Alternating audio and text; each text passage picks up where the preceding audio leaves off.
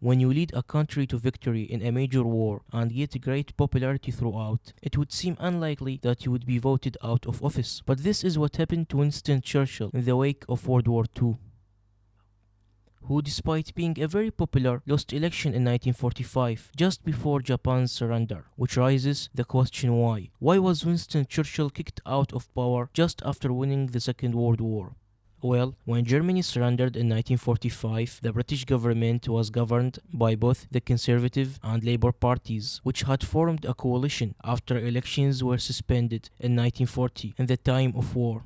This suspension was to last until the threat to the British mainland was gone, and when it was, elections were scheduled for early July, and so both parties started drawing up their plans to put to the people.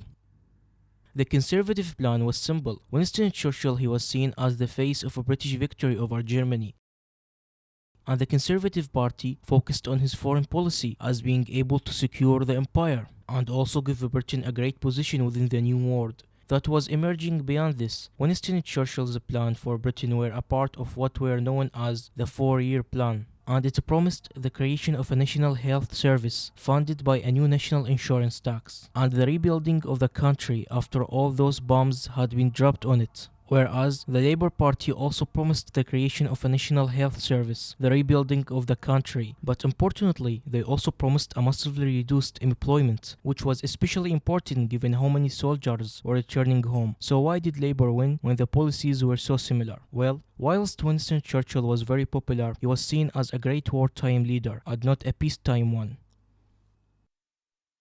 Throughout the coalition, the Labour Party had not been in charge of running the war, but running Britain domestically, and the people had seen them as being quite good at it.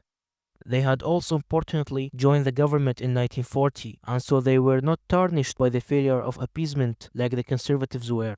Also, the British people wanted radical change. The war kind of sucked, and so people wanted to build a much better system after its end. Many of them felt that Churchill and his colleagues would not do that in the same way that Labour Party would. Churchill also made the mistake of thinking that the British people hated all things socialist like they had done in the past. It was now seen as a very important part of Germany's defeat, and people like Joseph Stalin maintained great popularity in the UK.